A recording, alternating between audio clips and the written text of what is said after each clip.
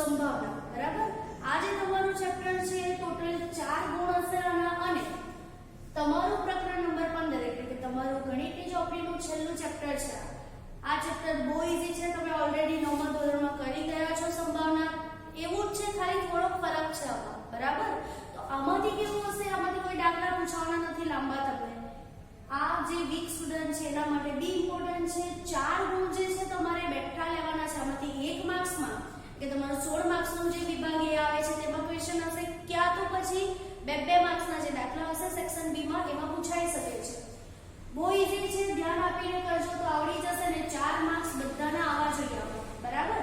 Starting કરીએ સંભાવના। સંભાવનાને ઇંગ્લિશમાં કહેવામાં આવે છે પ્રોબેબિલિટી, બરાબર। કોઈ બી સંભાવના લઈ શકો, તમે એમ કહી શકો કે ભાઈ આજે વરસાદ પડશે, ક્યાં તો પડે ક્યાં તો નહીં પણ પડે, એનો મીનિંગ શું છે, આ એક સંભાવના બતાવે કે પડશે પણ ક્યાં તો નહીં પડે, બરાબર। તો ચાલુ કરીએ આપણે પહેલા વ્યાખ્યાથી। તો વ્યાખ્યા શું છે કે સંભાવના જે છે પ્રયોગ દરમિયાન અમુક ચોક્કસ ઘટના કેટલીક વાર ઉદ્ભવે છે તે સંખ્યા અને પ્રયોગના કુલ પરિણામોનો ગુણોત્તર। જે સંભાવના છે એની વ્યાખ્યા શું હશે, વ્યાખ્યા તમને પૂછાવાની તો છે નહીં, પણ બેઝિકમાં જોઈ લઈએ આપણે સ્ટાર્ટિંગમાં। તો શું છે સંભાવના એટલે કે પ્રયોગ દરમિયાન અમુક ચોક્કસ ઘટના કેટલીક વાર ઉદ્ભવે છે અને તે સંખ્યાઓના જે પ્રયોગના કુલ પરિણામ છે એના ગુણોત્તરને શું કહેવામાં આવે છે, સંભાવના કહેવામાં આવે છે। મેઈન વસ્તુ જે છે એ તમારે જે સંભાવના શોધવાનું સૂત્ર છે એ છે, સંભાવના શોધવાનું સૂત્ર શું છે તમારી પાસે કે P of A। P of A એટલે શું, કોઈ પણ ઘટના A, P એટલે કે તમને કીધું સંભાવનાને ઇંગ્લિશમાં શું કહેવાય, પ્રોબેબિલિટી, એટલે કે P of A કોઈ પણ ઘટના A ઉદ્ભવવા માટેના જે તમારી પાસે સંભાવના હશે તેનું સૂત્ર શું હશે કે ઘટના A થવાના પરિણામ છેદમાં કુલ પરિણામ। કોઈ પણ ઘટના એ લઈ લઈએ, ધારો કે તમે માની લો કે એક બોક્સ છે, બરાબર, એમાં ચાર જે છે લાલ કલરના અને 4 એ ભૂરા કલરના તમારી પાસે દડા છે। તમને કહ્યું કે લાલ દડા હોય તેની સંભાવના કેટલી, 4 અને 6, એટલે પહેલા તો મને શોધવું પડે કે બોક્સ જે છે એમાં કુલ દડા કેટલા હશે। તો 4 અને 6 એટલે ટોટલ કેટલા હશે તમારી પાસે, 10 દડા હશે। એટલે કે લાલ જો દડા હોય તેની સંભાવના શોધવી તો 4 ના છેદમાં 10 થશે, એટલે કે 2 ના છેદમાં 5। આ રીતે તમારે સૂત્ર યાદ રાખવાનું છે। ઉદાહરણ મેં અહીંયા આપેલું છે, તમે જોઈ શકો છો કે બહુવન પત્તામાંથી એકો પસંદ કરવાની સંભાવના શોધો। સૂત્રમાં મૂકવું P of A ટોટલ, તમને ખબર જ છે કાર્ડ્સ પત્તા રમો છો તમે, તો એ પત્તા ટોટલ કેટલા હોય છે આપણી પાસે, ટોટલ 52 પત્તા છે એમાંથી એકા કેટલા હોય છે આપણી પાસે 4, અને આપણને એટલું જ કીધું છે ખાલી કે એકો પસંદ કરેલો, એકો પસંદ કરવાની સંભાવના કેટલી છે, તો કે ભાઈ P of A 4 ના છેદમાં 52, એટલે કે ભાગ ઉડાવો એટલે 1 ના છેદમાં 13, બરાબર। હવે જોઈએ પ્રાથમિક ઘટના। પ્રાથમિક ઘટના તમને ખાલી જગ્યામાં બી 1 માર્ક્સમાં પૂછાઈ શકે, બરાબર। એટલે યાદ રાખજો, જે ઘટનાના પ્રયોગનું માત્ર એક જ પરિણામ ધરાવતી હોય તેને પ્રાથમિક ઘટના, એટલે તમને એવી રીતે પૂછાઈ શકે કે ભાઈ જે ઘટના પ્રયોગનું માત્ર એક જ પરિણામ દર્શાવે છે તો તે ઘટના ખાલી જગ્યા છે, તો એ ઘટના કઈ કહેવાય, તમારી પ્રાથમિક ઘટના કહે છે, બરાબર। બીજો એક સવાલ 1 માર્ક્સમાં પૂછાઈ શકે કે પ્રયોગની તમામ પ્રાથમિક ઘટનાઓની સંભાવનાનો સરવાળો કેટલો થાય છે, 1 થાય છે। એટલે આમાંથી 2 સવાલ થઈ ગયા, બરાબર। એક તો સૂત્ર અને આ એક જ ટોપિકમાંથી પ્રાથમિક ઘટનાની વ્યાખ્યા। બીજી વસ્તુ કે કોઈ પણ તમે કોઈ બી પ્રયોગ આપે, દડાવાળો આપે તો લાલ અને ભૂરા બંનેની જો તમે સંભાવના શોધો તો એ બંનેનો પછી જો છેલ્લે જે જવાબ આવે તેનો સરવાળો કરો તો એનો ઓલવેઝ જવાબ કેટલો આવશે, 1। એટલે તમે કોઈ બી પ્રયોગ આપે ને જેટલી બી તમને ઘટના આપેલી હોય બધાનો છેલ્લે સરવાળો કરો તો એ સરવાળો કેટલો થશે, 1 જ થાય છે। પૂરક ઘટના, એમ તો તમે 9માં શીખી જ ગયા છો પૂરક ઘટના બી સંભાવનામાં, પાછા જોઈ લઈએ। પૂરક ઘટના એટલે શું કે ઘટના એ નહીં, તમને મેં સરસ એક્ઝામ્પલ આપેલું તો હમણાં કે લાલ દડો આપેલો હોય, મેં તમને એમ કહેવાય સવાલમાં કે લાલ દડો ન હોય તેની સંભાવના શોધો, એટલે કે એની જે લાલ દડો તો ઘટના એ હતી તેની પૂરક ઘટના થઈ જાય, એટલે કે ઘટના એ નહીં ને ઘટના એ ની પૂરક ઘટના કહેવામાં આવે છે, જેને શાના વડે દર્શાવવામાં આવે છે, A/N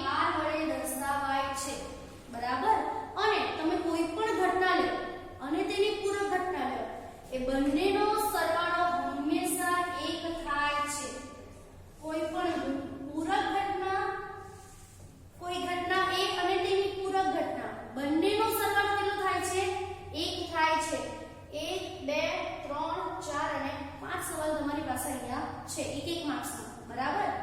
એટલે કે કોઈ પણ ઘટના અને કોઈ પણ ઘટના A અને તેની A નહીં, ઘટના A નહીં, બંનેનો સરવાળો કેટલો થશે તમારો? હંમેશા 1.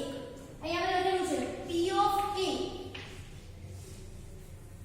plus P of A bar is equal to 1. આ વસ્તુ ઇમ્પોર્ટન્ટ છે, આમાંથી 1 માર્ક્સનો આવી શકે, બરાબર? કેવી રીતે આવશે? તમને એવું કે 1 માર્ક્સમાં કાં તો MCQ કે એમાં પણ કે P of A is equal to 0.65 હોય તો P of A નો બાર કેટલો થશે? ખાલી જગ્યા કાં તો ખરા ખોટામાં બી આપે કે P of A બરાબર 0.65 એટલે કે 0.65 હોય તો P of A નો બાર 0.30 છે, ખરું કે ખોટું? તમારે આ યાદ રાખવાનું કે P of A plus P of A નો બાર બરાબર 1. હવે મારી પાસે A ની કિંમત છે તો P of A કેટલા મૂકીશ મેં અહીંયા? 0.65 વત્તા P of A નો બાર બરાબર કેટલા થશે મારા? 1. એટલે કે P of A નો બાર બરાબર 1. અહીંયાથી જે તમારું પ્લસ છે 0.65 એ ક્યાં જશે? સામેની બાજુ. આ સામેની બાજુ જશે તો શું થશે? -0.65. P of A નો બાર બરાબર 1 માંથી 0.65 જાય તો જવાબ શું આવે? 0.35. જો કોઈ વીક સ્ટુડન્ટ હોય અને એમને કદાચ આ બાદબાકી ન આવડે તો એમણે શું કરવાનું? સિમ્પલ વસ્તુ, તમારે 100 માંથી 65 ને બાદ કરવાના, બરાબર? એટલે 100 માંથી 65 બાદ કરો પછી જે જવાબ આવે ને તો એને પોઈન્ટ મૂકી દેવાનું. આ બંનેનો સરવાળો કરી જોવાનો અને તમારો જવાબ જો 1 આવે તો તમારો 0.35 જવાબ સાચો, નહીં તો ખોટો. એટલે એક ટાઈમે તમને ખબર પડી જાય કે તમારો 1 માર્ક્સ આવશે કે નહીં આવશે. આ ઇમ્પોર્ટન્ટ છે, આના પરથી ઘણા દાખલા આવી શકે, કરવાના પોઈન્ટ વાળા બી આવે, અપૂર્ણાંક સંખ્યા વાળા પણ આવશે. હમણાં બેઝિક માટે આટલું કર્યું એટલું ઇનફ છે, બરાબર? જોઈએ કોઈ પણ ઘટના A ની સંભાવના માટે આ ઓલરેડી તમે નવમામાં શીખી ગયા છો. કોઈ પણ તમને એ ઘટના આપે એના માટે કન્ડિશન છે કે 0 less than equal to P of A less than equal to 1 હોય છે. 0 less than equal to P of A less than equal to 1, બરાબર? આ શું દર્શાવે કે ભાઈ કોઈ બી ઘટના હોય એનો જવાબ કાં તો 0 હોય કાં તો 1 કાં તો એ બંનેની વચ્ચે હોય છે. જોઈ લો 0 અને 1 ની વચ્ચે 0.35 આવે છે. અપૂર્ણાંક સંખ્યાને પોઈન્ટમાં ફેરવો. પોઈન્ટ એટલે આ 0 અને 1 ની વચ્ચે છે તમારો જવાબ, બરાબર? એટલે કોઈ પણ ઘટના હોય અને 1 0 અને 1, બરાબર? તમને ખબર છે, તમે નવમામાં શીખી ગયેલા કે ભાઈ પૂર્વમાંથી સૂર્ય જે છે પૂર્વમાંથી ઉગે છે તેની સંભાવના કેટલી? ચોક્કસ ઘટના છે એટલે જો પશ્ચિમમાંથી ઉગે તો અશક્ય છે, કોઈ દિવસ થવાનું નથી. તો એનો જવાબ કેટલો? 0. એટલે હું ગમે ત્યારે સંભાવના શોધું તો બની શકે કે સંભાવનાનો જવાબ કાં તો 0 કાં તો 1 કાં તો એ બંનેની વચ્ચે કોઈ પણ આવી શકે, બરાબર? એટલે અહીંયા લખ્યું છે ચોક્કસ ઘટનાની સંભાવના કેટલી હોય છે? 1 હોય છે. આ તમારો શોર્ટ ક્વેશ્ચન. ચોક્કસ ઘટનાની સંભાવના ખાલી જગ્યા હોય છે. અશક્ય ઘટનાની સંભાવના ખાલી જગ્યા હોય છે. ક્યાં તો ખરા ખોટા? અશક્ય ઘટનાની સંભાવના 1 હોય છે, ખરું કે ખોટું? બરાબર? એટલે આ બધા તમારા શોર્ટ ક્વેશ્ચન છે, તમારે યાદ રાખવાના રહેશે. હવે જોઈએ પત્તા. કાર્ડ્સ. તમે કાર્ડ્સ રમો છો, તમને ખ્યાલ હશે કે પત્તાની કુલ સંખ્યા કેટલી આવતી હોય છે? 52. ટોટલ 52 પત્તા હોય છે તમારી પાસે. એમાં તમને ખાલી 2 જ કલર દેખાય. એક લાલ રંગ દેખાય અને બીજો કાળો રંગ દેખાય, બરાબર? એટલે 52 પત્તામાંથી 2 કલર હોય તો 2 કલરને છૂટા કરો એટલે ભાગ્યા 2 કરો. તો 52 જે પત્તા છે મારી પાસે એને 52 ભાગ્યા 2 કરીશ એટલે ટોટલ જે મારી પાસે ડિવિઝન આવશે ભાગલા પડી જશે. કેટલાના પડશે? 26 ના પડી જશે. એટલે લાલ રંગના પત્તા 26, કાળા રંગના પત્તા કેટલા હશે? 26 હશે, બરાબર? હવે તમે જોયું હોય, હું એકાનું એક્ઝામ્પલ લઈ લઉં તો એકામાં મને 2 કલર દેખાય, એક કાળો રંગ એક લાલ રંગ. એના સિવાય બી 2 વસ્તુ મને દેખાય. લાલના રંગના જો એકનો જોઉં મેં તો એમાં પાછા 2 આવે. તો એમાં શું? એક લાલ અને બીજો શું હોય? ચોકટનો હોય છે, બરાબર? તો હવે શું થયું? લાલ રંગના પટ્ટા મેં 26 કર્યા, એમાંથી બી પાછું મને લાલ રંગમાં 2 આકાર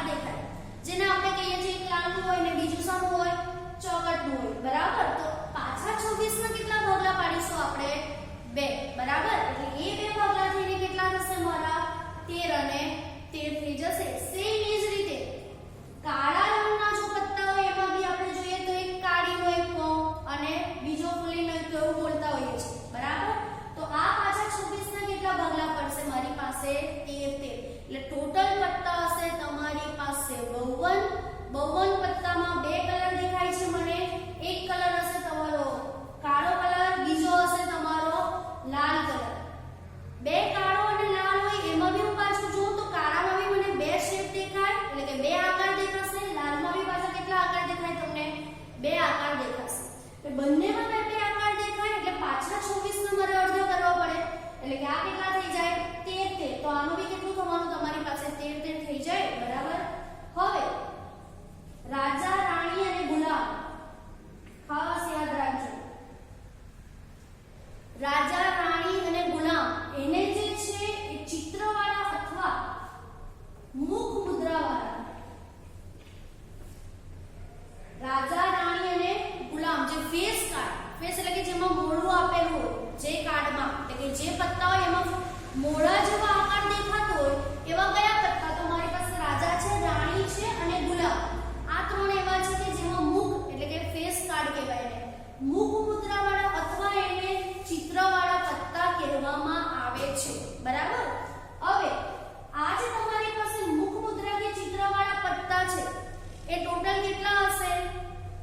12 પત્તા હશે, બરાબર. એટલે તમને એવું પૂછે કે ભાઈ સરખી રીતેલા ચીપેલા પત્તામાંથી એક પત્તું પસંદ કરતા તે પત્તું ચિત્રવાળું હોય તેની સંભાવના કેટલી? તો P of A is equal to હું શું લખીશ કે 12/52, બરાબર. હવે તેમાંથી રાજા કેટલા? 4, રાણી કેટલી? 4 અને ગુલામ કેટલા? 4 હશે. એટલે આ રીતે તમારું પત્તાનું જે ડિસ્ક્રિપ્શન છે પતે છે અને જે બેઝિક છે તમારા પહેલું જે છે એ ફર્સ્ટ સેશનમાં પૂર્ણ કરવામાં આવે છે. મિત્રો આજે આપણે જોશું પ્રકરણ નંબર 15 સંભાવના. તમે પહેલા વિડિયોમાં જોયું જ હશે તો થોડું બેઝિક હતું. હવે આજે પહેલા થોડું બેઝિક બાકી છે જોઈ લેશું અને પ્રસ્તાવના પરથી બેઝિક અને ત્યારબાદ જોશું આપણે સ્વાધ્યાય 15.1. સંભાવના ચેપ્ટર બહુ જ ઈઝી છે. જો તમે કરશો તો ઈઝીલી આવડી જશે. પહેલા બેઝિક શું છે? પત્તાવાળું છે, સિક્કાવાળું છે, પાસો જે છે એ વસ્તુ પહેલા શીખી જાઓ. જો એ શીખી જશો તો તમને બધા દાખલા ઈઝીલી આવડશે, બરાબર. હવે ચાલુ કરીએ. ત્યારે પત્તાથી જોઈ લો, બરાબર. આજે જોશું હવે સિક્કો, પાસો. આ બે વસ્તુ બાકી છે, પહેલા એ જોઈ લઈએ અને ત્યારબાદ આપણે જશું સ્વાધ્યાય તરફ. સિક્કા વિશે જોઈએ. સિક્કાની બે બાજુ આવે છે, તમને ખબર છે. જો સિક્કો એક વખત ઉછાળો, બરાબર. સિક્કાને એક વખત ઉછાળવામાં જો આવે તો એના કુલ બે પરિણામ મળે છે. કેવી રીતે? કાં તો છાપ કાં તો કાટ. પણ બે માંથી કોઈ બી એક હોઈ શકે. એટલે સંભાવના શું હોય તે આપણને ખબર નથી. તો સિક્કાને જો એક વખત ઉછાળો તો કુલ પરિણામ કેટલા મળશે? મને 2. એ જ રીતે જો એક સિક્કાને હું 2 વખત ઉછાળું, 2 વખત ઉછાળશો એટલે શું? કાં તો એક છાપ પછી કાટ, કાં તો પછી કાટ છાપ, કાં તો છાપ સાથે છાપ અને કાટ સાથે કાટ. ટોટલ કેટલા પરિણામ મળશે? મને 4 પરિણામ મળશે. એટલે કે એક સિક્કાને જો 2 વખત ઉછાળો તો કુલ પરિણામ કેટલા મળશે? અહીંયા 4. હવે આ કુલ પરિણામ જે આપણે લખીએ છીએ કેવી રીતે લખીએ છીએ? તો એનું એક સૂત્ર છે કે સિક્કાને જ્યારે ઉછાળો છો, કોઈ બી વસ્તુ તમે ઉછાળો છો કે ફેંકો છો તો જો એની સપાટી આપેલી હોય તમને તો કુલ સપાટી જેટલી હોય તેની n ઘાત લેવાની. સિક્કાની બે બાજુ છે એટલે બે બાજુ હોય એટલે એની કેટલી ઘાત થશે? 2 ની n ઘાત. તમે સિક્કો એક